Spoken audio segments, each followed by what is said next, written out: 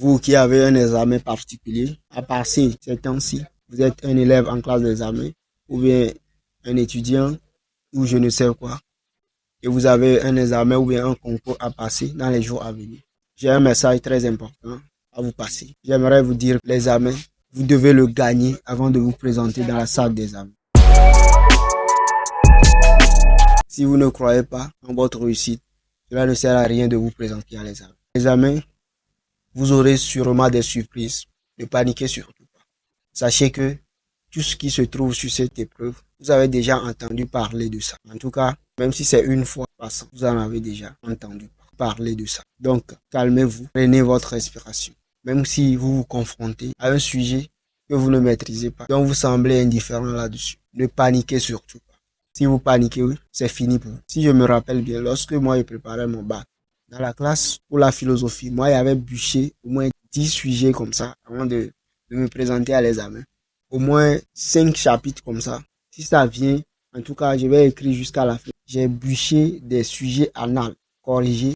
J'ai bûché mathématiques et réalité, langage et communication. Moi, je misais sur dissertation et commentaires. Arrivé là-bas, je n'ai pas vu les sujets que j'ai bûchés en dissertation comme en commentaire. Qu'est-ce que j'ai fait? J'ai lu l'épreuve à plusieurs reprises. Je n'ai pas paniqué. Parce que ce que je vous dis aujourd'hui, si j'avais paniqué, en tout cas, je ne pouvais pas voir plus loin. Je serais déjà bloqué.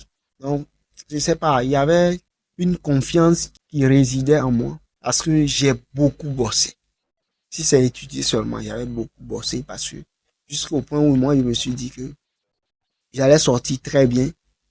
Mais si j'échoue à cet examen, ça veut dire que je ne vais plus fréquenter parce que je ne vois pas comment on peut étudier encore pour se présenter à un examen. En tout cas, moi et mes groupes d'amis, on bossait jour et nuit. La nuit comme ça, la nuit à 23h, minuit, 4, nous sommes en train de bosser seuls.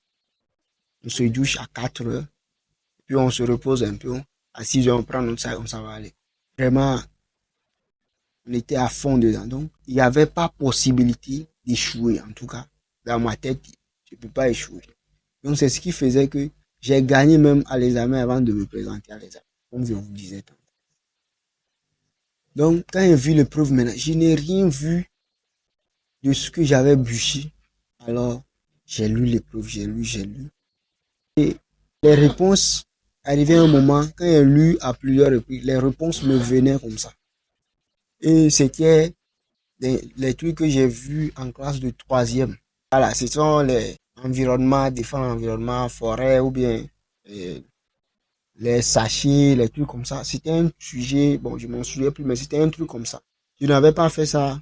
En tout cas, je me rappelais des trucs que j'avais vus en classe de troisième, que j'ai pris pour faire le sujet là. Et les choses venaient seulement. Et c'est pas, les choses descendaient, j'écrivais seulement. À ma grande surprise, on a partagé les relevés en philosophie, j'ai eu 13 sur 20. Et je pense que ça m'a beaucoup aidé. Je pense que vous avez besoin de gagner avant de vous présenter à l'examen. Bon, le seul fait de penser que tu as gagné avant de présenter ne va pas le faire. Mais je ne vais pas décourager quelqu'un. Nous avons tous notre manière de fonctionner. Chacun a sa manière d'étudier, sa manière de retenir les choses. Mais vous devez savoir que vous devez gagner avant d'aller à l'examen. Si tu doutes de ta réussite, il faut revoir ça. Je vais te présenter un exercice très important que tu peux faire. C'est la visualisation. Il faut faire la visualisation. La visualisation consiste à faire quoi? Tu t'assois, tu te poses la question de savoir. Si j'étais au top de cet examen, comment ce sera? Puis tu fermes les yeux, tu te vois dans une classe d'examen, ou bien ta classe d'examen, et tu vois comment tu es, ta posture, comment tu te sens. Est-ce que tu es confiant? Est-ce que tu es à l'aise?